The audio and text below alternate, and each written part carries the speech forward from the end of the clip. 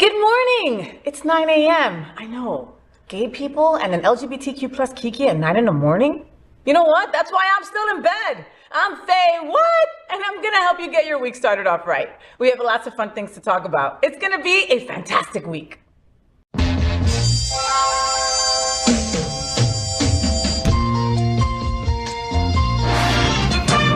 Rainbows, gay boys, hashtag that girl. Sunbeams, drag queens, L-word. Is that girl the girl of all our dreams? She's everything that every girl should be. Aqua, South Beach, hashtag that girl. Pride-filled, tea-dance, Wilton. Is that girl Latina, but she's universal too. If you find a girl to love, only one girl to love, then she'll be that girl too. That girl. The FayWhat Show is America's first LGBTQ plus morning show, and we're live right now on Roku, Apple TV, Android TV, Amazon Fire Television, YouTube, and of course, Facebook. I'm also on demand, baby. It's Monday, January 16th, 2023. Today, we observe Martin Luther King Jr.'s birthday, which was yesterday. So let's kiki about what's going on in the LGBTQ plus community. I have a sidekick joining me in bed for some conversation, because I really wouldn't know what else to do with this white boy, for real. Back at you. I mean, seriously, you know? Our first segment is called Gay Boys Sleep Late. This morning, I'm joined by my gay guy pal, journalist, writer, community editor. I can say so many other wonderful things about him. He's got the greatest nipples in the business. He also writes for South Florida Gay News. He's John Hayden. Good morning, John, and welcome to my bed. Good morning, boo. Ay, gracias. Okay, why are we up early on a holiday? I still don't understand whose idea it was for me to do a morning show. I mean, it's early as hell, so I basically just stayed up. I went to Hunter's last night because that's where you go on a Sunday, you know? Especially holiday Sunday. Especially holiday Sunday. So it was packed with cuties, and they even do line dancing in the middle of the day. Did you know that? Yeah. You did know, because you're white. That's why you know that. Nobody told me that. Line dancing, like straight up line dancing. So cute. Yeah. You know I got no rhythm though, so it was like, it was difficult. Well, neither did anybody else at the line dance sing. I noticed. Yeah, like they didn't even matter. Yeah, like I was going the wrong way, but I wasn't alone. You know what I mean? Yeah. It's like to the left. Now, do you mean stage left or your left, which would be my right? I don't know. Do you mean the left, like where you leave by the door? I don't know, but yeah. So I just figured I'd stay up. I mean, it's Monday. You know, we don't get a day off. I'm sorry. Okay, well, but it's okay. We'll go right from here to the MLK March, and we'll be good. Okay. Okay. All right. I hope you have pants on. Okay, we'll get you some pants on. Yeah. All right. So there's a lot of interesting things going on this week in the LGBTQ plus community. John, let's kiki on some of them right now. Do it. All right. So first, on MLK Day, I like to remind folks that on the morning of August 28th, 1963, Dr. Martin Luther King Jr. spoke to a crowd of more than 200,000 people from the steps of the Lincoln Memorial, marking the 100-year anniversary of Lincoln's delivery of the Gettysburg Address. King hoped to mend the racial fractures within the country. The crowds had gathered for the March on Washington for Jobs and Freedom, where the iconic I Have a Dream speech occurred. While King spoke as the face of the civil rights movement, another man stood behind the scenes, an incredible force within the movement. He was Bayard Rustin, a man whose life was shaped by the very prejudices the movement fought against, not only because of his race, but also because he was gay. Rustin would spend his life fighting for the rights of others, even while facing discrimination of his own. So to the hundreds of thousands who were bused to Washington for the march, Rustin was synonymous with the movement. After all, he was the march's chief organizer. He organized this march in an 8-week period, without cell phones, without email, without social media. Crazy. He was a trailblazer, and the FayWhat Show would like to spotlight Mr. Bayard Rustin. We stand on your shoulders today. What are we all talking about? What do you think about that, John? I think that's in the gay community, a lot of us have already heard of Bayard Rustin. But he's one of the people that has gone unsung. Yeah. He is unsung, so I'm glad we're singing his praises today. Yeah. But, I also wore this shirt today. Usually I'm in my pasties. In your pasties that we love. Yes, but today it is Martin Luther King Day, so I thought it was a good day to wear my Colin Kaepernick shirt from a few years ago that reads, believe in something. Can you read your phone? Believe in something. Believe in something, even if it means sacrificing everything. Yeah.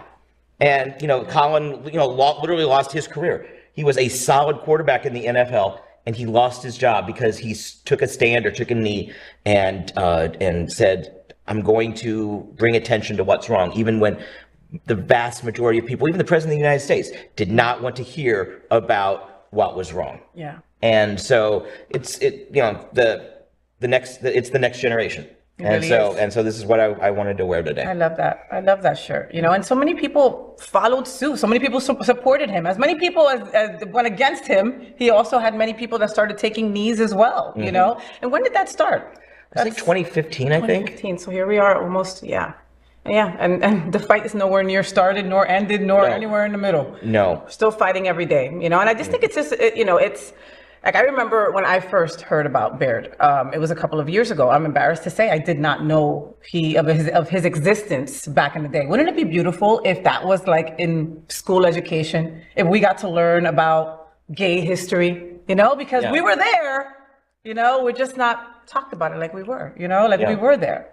Anyway, happy Martin Luther King Day, and we definitely think of you today, Bayard Rustin. Absolutely. Next, we see people calling unpleasant names to each other for their weight, their height, their intelligence, their sexual orientation, and personality traits.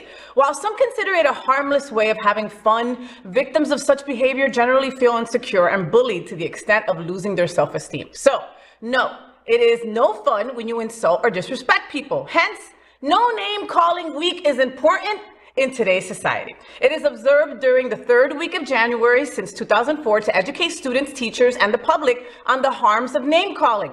This year, it will be celebrated from January 16th to 20th, so this week, and the habit of name calling is highly prevalent in our schools, also. So we think people that should use their energy in accepting people rather than wasting it on shaming them. We know what smart people would do. What are we all talking about? What do you think? Well, I mean, it's an important cause, but I would love to meet the dirty, smelly whore who came up with this idea so I could shake their hand. Without calling her a dirty, sweaty whore. It's like, where is the line? Like when you have that kind of confidence, like if it's just you and me, where we have some conversations that I'm glad most people can't hear. Right? Because we'll talk ugly stuff about people, we'll talk ugly stuff about ourselves that we might not want others to hear. Right. But it's just between us, we took the word queer back. We took the word bitch back, Mm-hmm. I don't know if we'll ever take faggot back 100%, but people are trying to, so within ourselves, is it okay to name call? Yeah, I think it is. I mean, if you're being friendly about it, if it's in the right context, but, certainly it's not. I mean, the line hasn't just moved. The whole line has just been erased since the rise of Trumpism. Yeah. I mean, it was already starting to disappear, but he just came in with a big old magic eraser and just started erasing it. So, I mean, it's on all of us to be better. Mm-hmm. Some days I succeed at that. Those are usually the days when my email's down and I don't leave the house.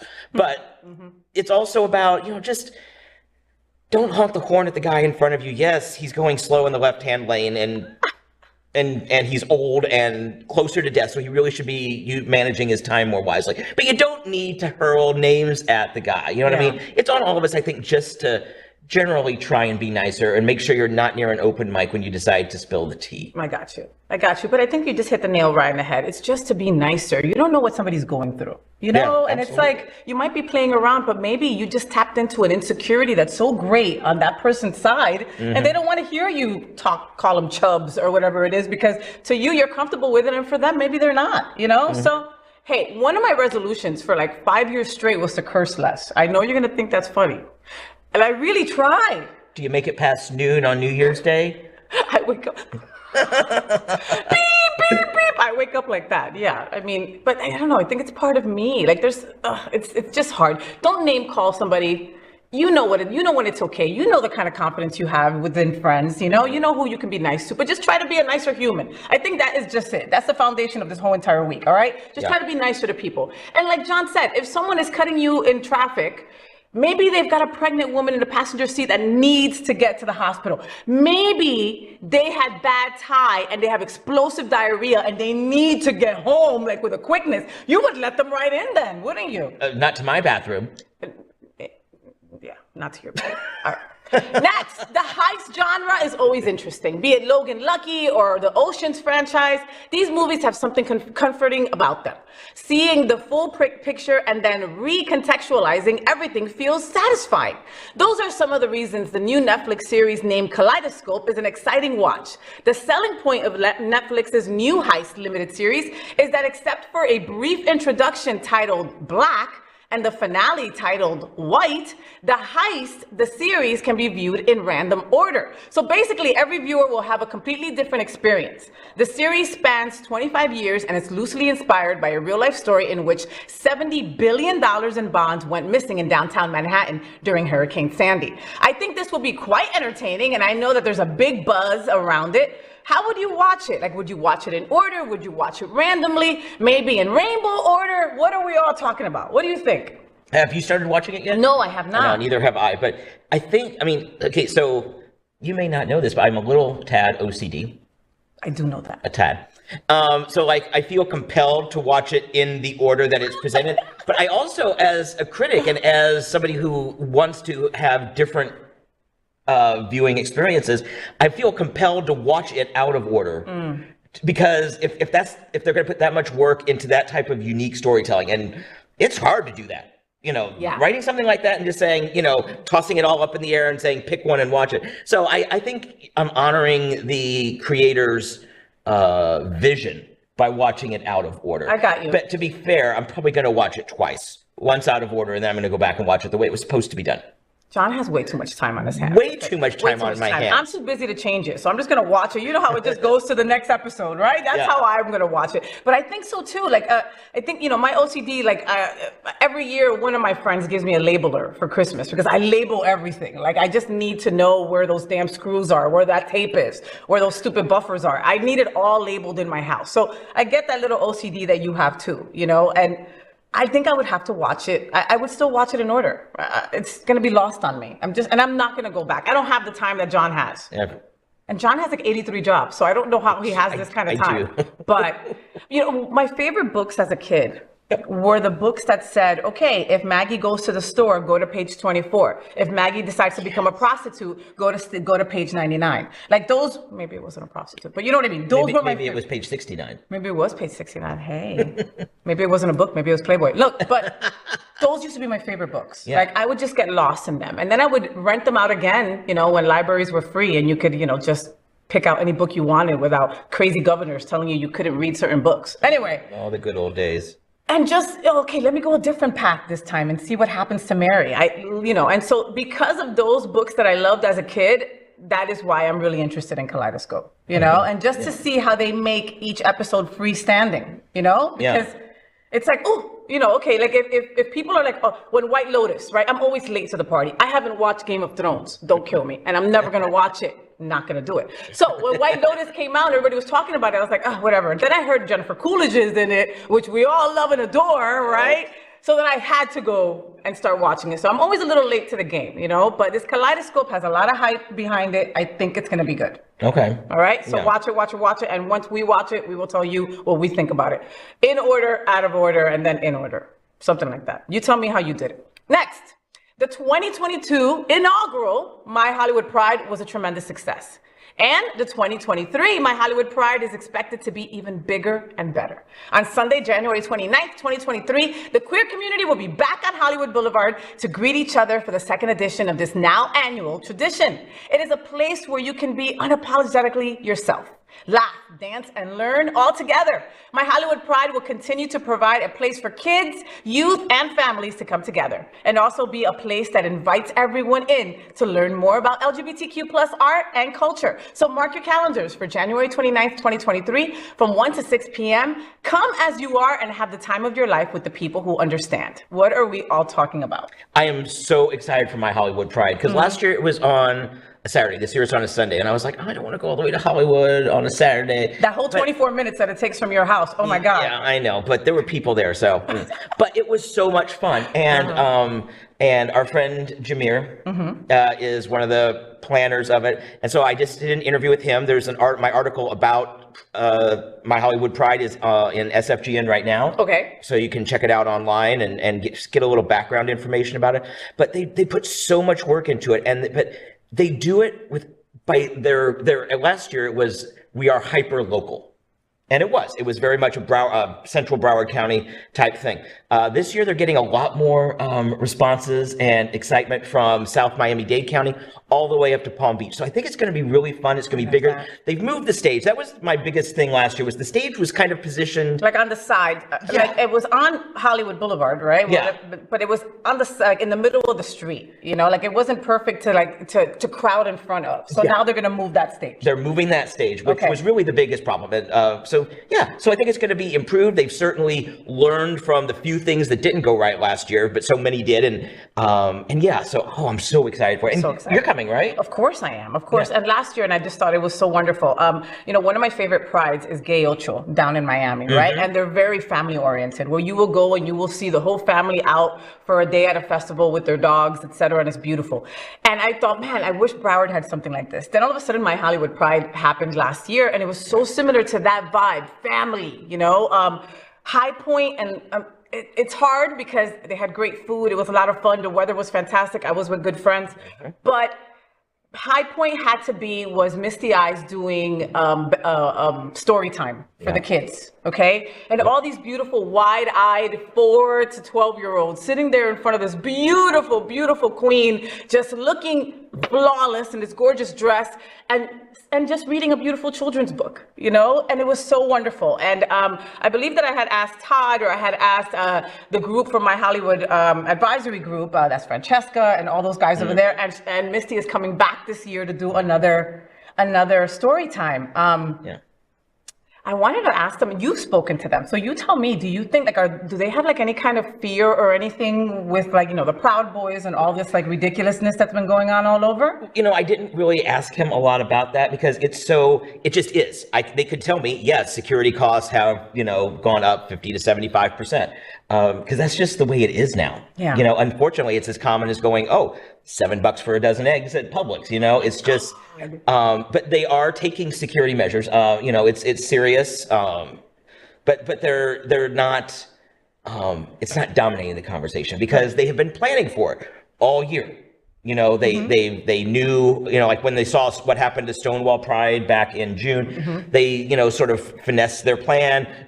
Kept doing their fundraising and their organizing, but with the increased costs in mind. So I think it's good. That part is set to be as good as it can be. I love it. And they're going to have a brunch also. So go online and get all the details. My Hollywood Pride is going to be a lot of fun. That's Saturday. The brunch is Saturday. Yes, the brunch is Saturday. While we did say that the party ends at 6, it's followed immediately by a tea dance till 10. So I love that. So it's going to be an all-day affair. It is. It's going to be so fun. Velva Lenore is a part of it. One of my favorite entertainers ever. Check out all the information. You'll see us there. We're going to have a great time. Yep. I love them. Finally, on January 1st, TikTok star Ananya Williams tweeted that behind every gay person is a gayer, more evil gay person. That was a quote by her. Okay, so since then, a viral evil gay meme has taken over social media. It is a welcome reminder of how much the LGBTQ+ community loves a queer villain. Unsurprisingly, plenty of morally gray yet beloved queer ships were brought up. From Eve and Villanelle in Killing Eve to Hannibal and Will in Hannibal, and everyone in between. One tweet included father-son duo Nate and Cal Jacobs from Euphoria, both of whom have notoriously complicated relationships with their sexualities. Maybe it is correct. Behind every gay person is a gayer, more evil gay person. This meme makes so much more sense now. Let's embrace our queer villains and have a hell of a good time doing it. We can do that. What are we all talking about? Like Cruella de Vil, I think of her as a gay villain too. And she loved animals, which I was okay with. And she looked great in a coat. She did look great in a coat. Yeah, when I first heard behind every gay person, when I was first reading the story, that behind every gay person was an even more evil gay person, I thought, what is Ron DeSantis doing now? That was my first thought. And I was like, now I have to reach out to Equality Florida for their statement on this. Fortunately, it's much more fun. No, it's a lot more fun. It is a lot more fun. We always have, in your group, you always have the one that talks to everybody, the one that's more quiet, and then you always have the gayest one in the group. There's always one. And behind that person, there's a gay person. Yes, and they're evil. So watch out. Just saying. The FayWhat show is part of one of the largest LGBTQ plus media companies in America. And Hotspots magazine has been documenting the LGBTQ plus experience for 37 years. Happening Out Television Network has been bringing you daily LGBTQ plus news, talk shows, and more for 4 years. In the same model of PBS and NPR, we are a nonprofit 501c3 organization whose mission is to educate and serve the LGBTQ plus community. So, John, anything else fun that you're gonna have going on this week? We have to pick up SFGN on Thursday, of course, because you always have something interesting in there. Yeah. I'm following, in addition to my Hollywood Pride, which I can't wait to go to, I'm following the Pride of the Americas. Coming up, because yes. that certainly has a lot of drama circulating around it. Yes. So I'm keeping an eye up on that. Boy George is going to be performing. Boy George is supposed to be performing. So yes, and Thunderpuss on the night Friday. before, but that's going to be down on Wilton Drive. But I'm excited about that because I am of a certain age where I remember Thunderpuss was like one of those formative DJ bands. You know what I mean? Okay. That was like when the remix culture really went to a next level around 1998. Okay, like the remix dance culture kind of thing. Okay. And so why did they break up? I don't know. Did somebody sleep with somebody's boo? I'm gonna guess. And then it took 20 years to get over it? Yeah, but they're on the new Whitney Houston movie soundtrack. They remixed a song for that, so and you can hear it like when I looked it up on the Tube of Views, and they were, and I was like, I didn't even have to see Thunderpuss written below it. Like you can just sort of hear their style. So they're back, and that night's going to be so much fun. And happening out in Hotspots is going to have a stage. Yes. It's all in the Alibi Hunters Plaza. So Yes, Thunderpuss will be over on Hunters, but we're going to be on the stage over in front of Alibi. Yeah. And that is fun. That's always a lot of fun. We love to be out there with the crowd. It's going to be a fun time. And I'm really looking forward to their performance now. Like, that was an awesome announcement. I was like, really? Like, Thunderpuss? For real? Like, so I'm glad they kissed and made up. Yeah. Or maybe the paycheck was just, too big to say no to. Okay, we're friends. Right, yeah. Okay, we're friends. Thank you, John Hayden, for being in bed with me today, Absolutely. puppy. You know that I love you and adore you, and you're like just so special to me. You too. Happy MLK Day. Happy MLK Day. Keep writing, keep shining, keep being you. Thank you so much. There's no other person like you and your titties. Your boobs. You'll have to bring me back next time to see those again. I love his boobs. You guys love his boobs, right? Look out for his articles in South Florida Gay News and Outclick. I know how hard it is for you to wake up in the morning because gay boys sleep late. Go back to bed. Night, night. Okay, bye. All right. Did you know that Happening Out Television Network studios are located at Sunshine Cathedral Square? That also houses Sunshine Cathedral, the world's largest queer church located in Fort Lauderdale. We broadcast their Sunday service every week to more than 30,000 watching at 10:30 a.m.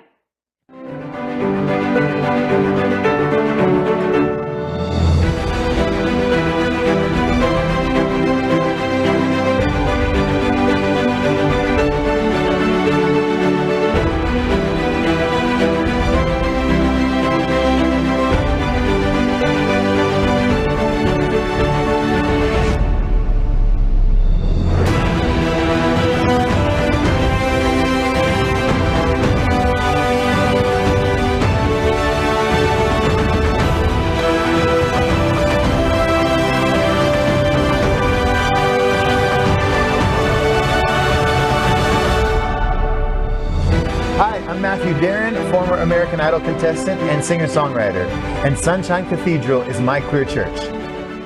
At the FayWhat show, we want to introduce you to interesting people that are important to our LGBTQ plus community. I am really excited about my next guest. I read about her story on a website that I am obsessed with, LGBTQ Nation. You folks probably have read a bunch of stuff on there. Her name is Melissa Hart Smith. And, can you imagine losing your son or daughter or your beloved pup? For me, right? Just because you're gay? Can you imagine being ripped from your mom because she was straight? That would never happen, right? Well, this happened to Melissa, okay? Melissa, thank you for being on the FayWhat show. We so appreciate your time this morning. Melissa, your mom came out in 1979 and fled your abusive dad, okay? And with that, she left his suburban home and his suburban money. And your mom basically, lost you and your sister because she knew nothing of any kind of help that would help a single mom of two that was gay during that time. Your biological father decided to sue your mom for child custody and won, crazy enough. And here you are, a product of all that. How was it growing up wondering about why you weren't living with your mom? Yeah, that was a ridiculous time in history, wasn't it? My mom actually had three kids, all under the age of 10 at that point. No checking accounts, no job. Yeah, this happened, by the way, to hundreds, if not thousands, of parents who came out in the 1970s and 80s. We're just one story, sadly. It was completely devastating. I think that my parents felt that at 9 years old, I was too young to really understand what was going on. And the rumors were just rampant. I was told by so many adults that my mother was mentally ill. I think she believed that she was mentally ill for a while as well, because there was a social worker employed by the court system in the custody battle who declared her mentally ill because she had fallen in love with a woman. And so what a horrific thing for an entire family to go through. And she was such a wonderful mother, and all the way until she passed away 3 years ago. She was the leader of our brownie troop, and she drove the gymnastics carpool, and she had the best birthday parties of any mother in town. This was just a tragedy. Yeah. Oh my God. So did you see her after your father gained full custody? Yeah, the judge allowed us to see her 2 weekends a month, and very, very strict. So she could pick us up at 5 o'clock p.m. on Friday night. She would have to have us back at his house by, I believe, 5 o'clock p.m. on Sunday nights. And we were not allowed to deviate. We could see her a week at Christmas and a month in summer, and that was all. Oh my God, that's crazy. And that was until you were 18? Nah, that was until I could drive. I'll tell you what, the minute I got my license, she lived 90 miles away. The minute I got my license, I was over at her house so much. And I simply didn't tell my dad. And by this time, he was so tired of me, he didn't ask. So how was your relationship? Was your relationship kind of scarred with your father because of his abusive ways with your mom, and also because he sued for full custody? Yeah, I mean, it was scarred before that. I grew up with his, around his violence. I saw my mother with a black eye and a broken nose. And, I heard the yelling, saw the glass shattered all over. Yeah, I didn't really have a good relationship with him. And he was pretty manipulative with me. During the custody battle, he actually sent me to live with his first wife in upstate New York during the battle. A pretty staunch Baptist woman who tried to indoctrinate me and told me my mother was going to hell. Oh So my God. that didn't really help plead his case. We had a I front love row. that you can laugh about this, Melissa. I love I have that. to. I mean, and that's, I know that you are straight. I know that you have a beautiful queer daughter. Your mom was a lesbian. You're an ally from birth, like it or not, and that's something that we do in LGBTQ plus. We make fun of the situation because we don't want to cry. Well, you are right. I mean, it's just absurd, right? That's absolutely ridiculous. So no, he and I did not have a good relationship. He then got married again. He was abusive to his third wife. He was abusive to us. And no, so we did not have a good relationship. But my mom and I packed so much love and so much activity and exuberance in those 4 days a month that we had together that it has affected me for a lifetime. You could not stay away.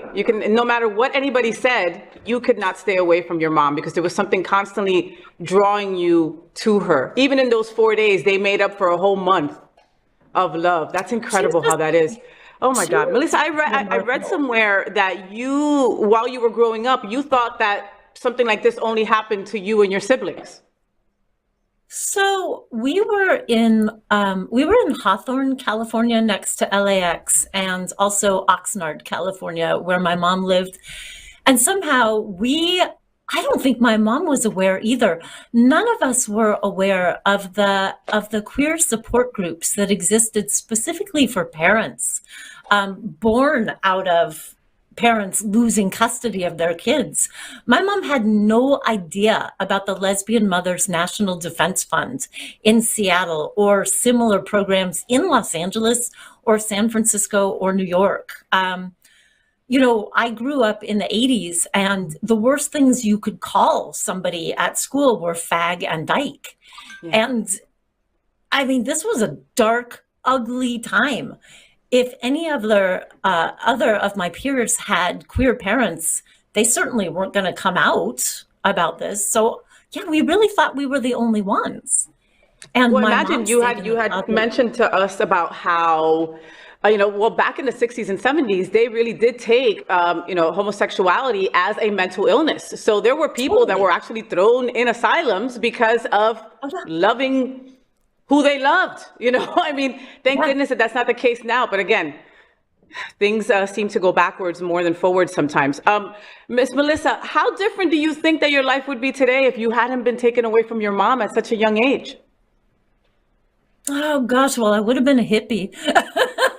She was definitely a hippie. As it was, I grew up in pretty fancy surroundings in Los Angeles.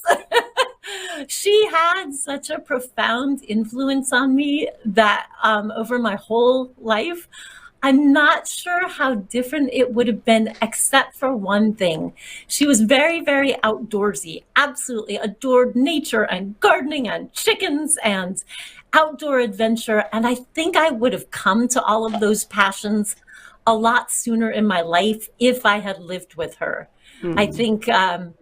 I think that though she tried to pack in those outdoor experiences every other weekend, she couldn't do that much in that little time. But other than that, I mean, we talked on the phone every night, and I do not mean to make light of this situation. This situation was egregious, and it destroyed lives in the 70s and 80s. My sister is still suffering the repercussions at 50 years old. And actually, so am I. Heck, I went to therapy yesterday. Yeah. No, therapy is important. Listen, we all join the crew, right? That's it's so important to work through your stuff. So when did you figure out that you had to be an advocate for others that were in that same situation? Because I know that you were in a film, Mom's Apple Pie, right?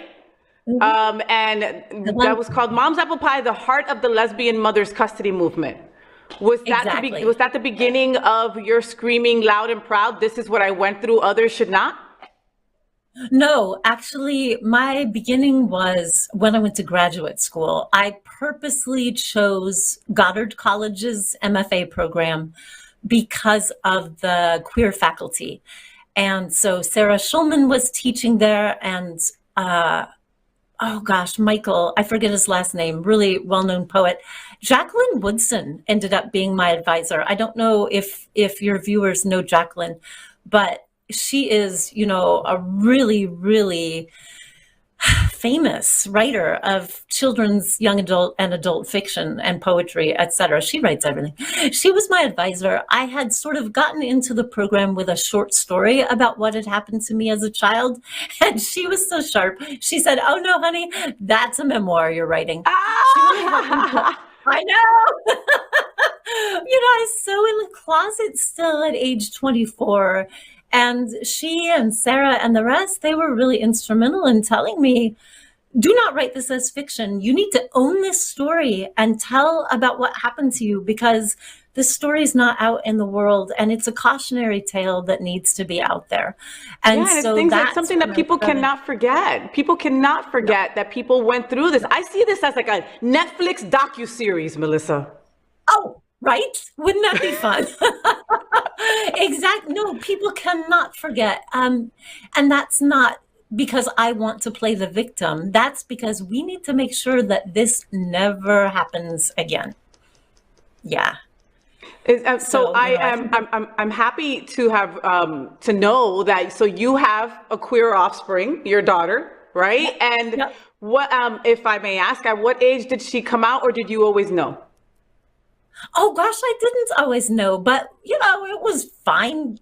However she wanted to approach her life. She grew up with two grandmas, right?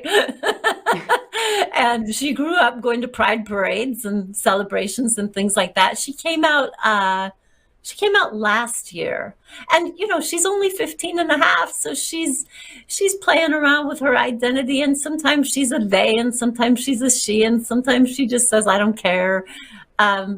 Whatever she chooses, we're delighted to support her. Yeah.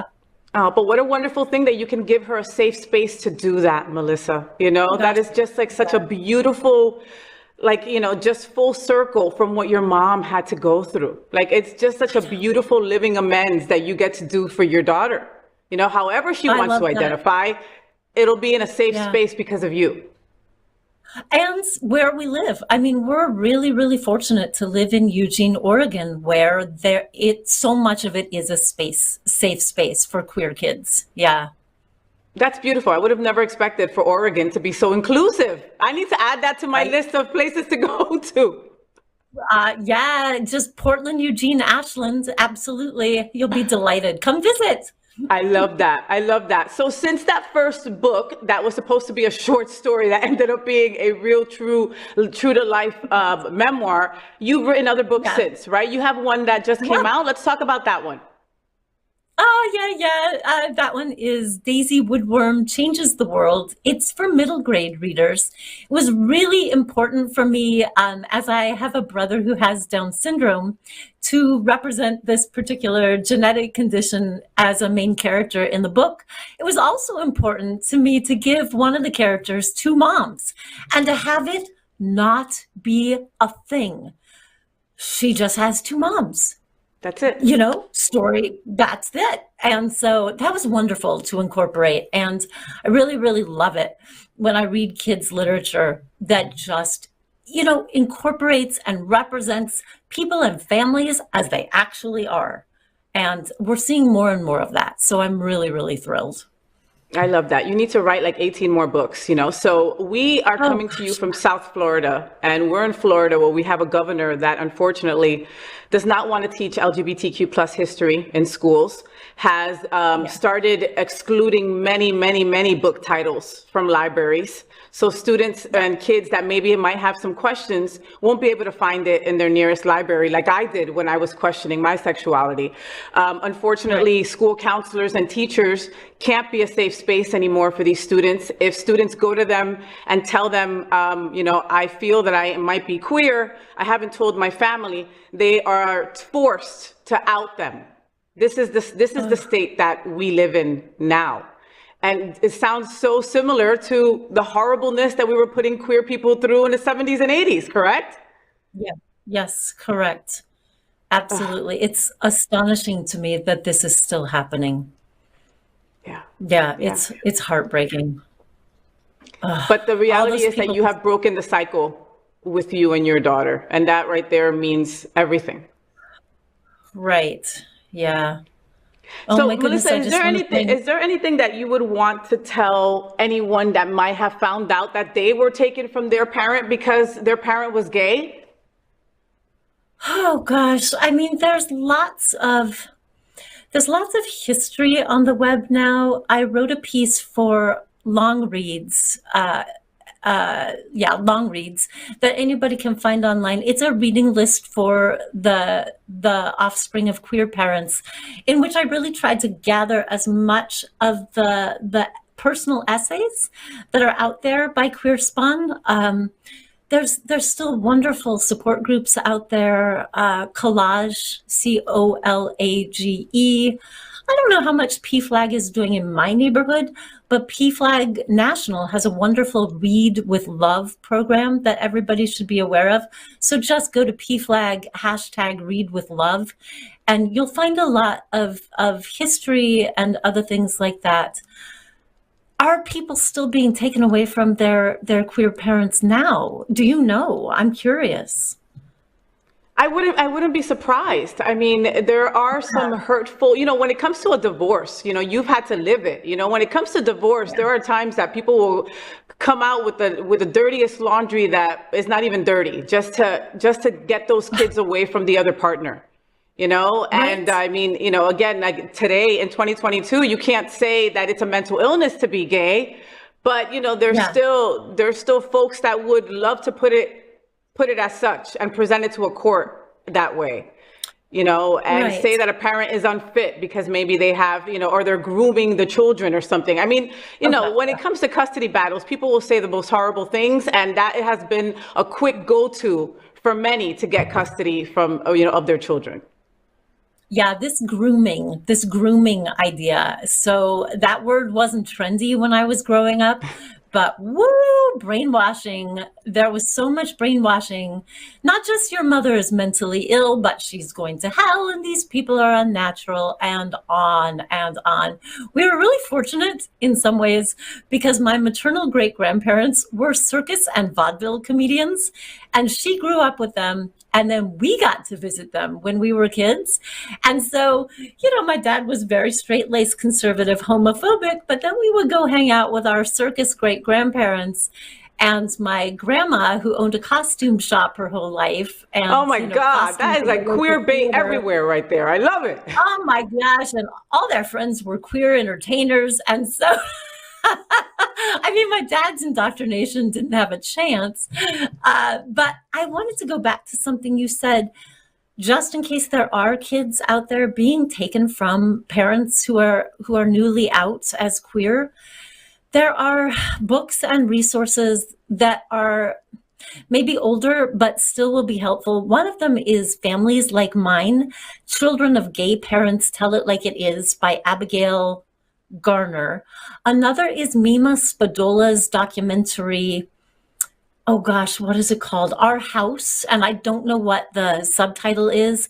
And if you just look up resources on Collage's website or resources for children of queer parents, they are out there, as are Facebook groups and Twitter groups, and people can email me and I'll hook you up. Likewise, if you want to write about your experience, in fact, if this is you, if you're one of these kids who's been taken away and you want to write an op-ed for any newspaper across the country, it doesn't have to be where you live, you email me and I will help you free of charge. I love that. Melissa, thank you so much for your help.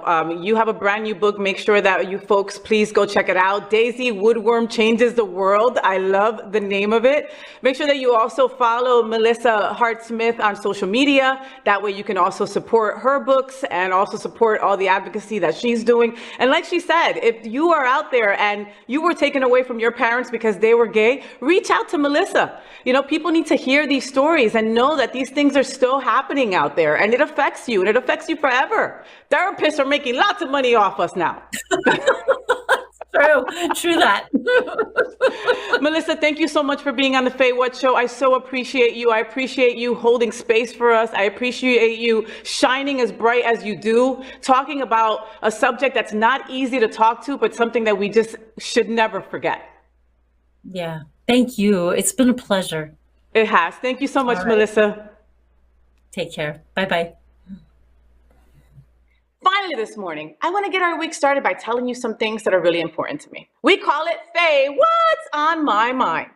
So I read an article about the National Crime Victimization Survey a couple of weeks back, right? They found that the odds of being a violent hate crime victim for LGBTQ plus people was 9 times greater than it was for cisgender and straight people. Okay? 9 times. 9. So I think that we need to get back to basics and start taking care of each other better. Look out for each other better. Pay attention to each other better. We are under attack, okay? And I think it's time for us in our, those of us in LGBTQ plus that are in our 40s to talk to the gays in their 20s, right? We need to do some educating up in here. So dear younger gays, I think I need to break down the friend code for some of you, because there's too many girls, too many boys going missing or getting killed in our community. All right, let me explain to you how we old schoolers roll. So code 1, We leave together. We stay together. We come back together. No, you're not leaving with some random dude that you think is hot because he's 2 feet away on Grindr. And no, I'm not leaving you at the party by yourself because you don't want to party no more. No, came together, we leave together, all right? Code 2, both of us can't be drunk. We can't be drunk out of our minds, okay? There's got to be at least one person in the group that can be alert, okay, and can be aware of our surroundings and any kind of danger that can just be lurking around the corner, all right? So if you're a group of 3, one of you's got to stay at least pseudo sober, okay? Code number 3, if you got to go to the bathroom or outside, we all going to the bathroom. Everybody's going to the bathroom and everybody's going outside. You might run into a cute boy outside. You never know. And we all went together. Code number 4, we don't accept drinks from strangers unless we're at the bar with them, okay? Watch the bartender make the drink and then you're right there. You know you cute, that boy's gonna buy you a drink, all right? Make sure it's top shelf for sure, but make sure that you watch the bartender while he's doing it. You know, girls, boys, there is date rape drugs, and I know you can't rape the willing. Some of you are just like, yeah, let's go for it, but some of you are not, okay? So be aware of your drinks. Code number 5. If I feel like you're too drunk to function, we are leaving the party early. Like literally, okay? If you are all messed up, I am throwing you in an Uber and you're gonna like it. You might be mad at me right then and there. You might be mad at me the next day. But you know what? As a good friend, that's what you do. You don't let your friend be all sloppy and crazy at these clubs. They're right there and somebody could totally take advantage of them. Not cool. Code number 6. If you just so happen to go missing, I will give you a maximum of 30 minutes to show up before I shut the freaking place down and we are all gonna go looking for your ass for real, all right? Everybody else, I'll be calling the police, I'll be calling your mom, I'll be calling who you don't want me to call if I can't find you within half an hour.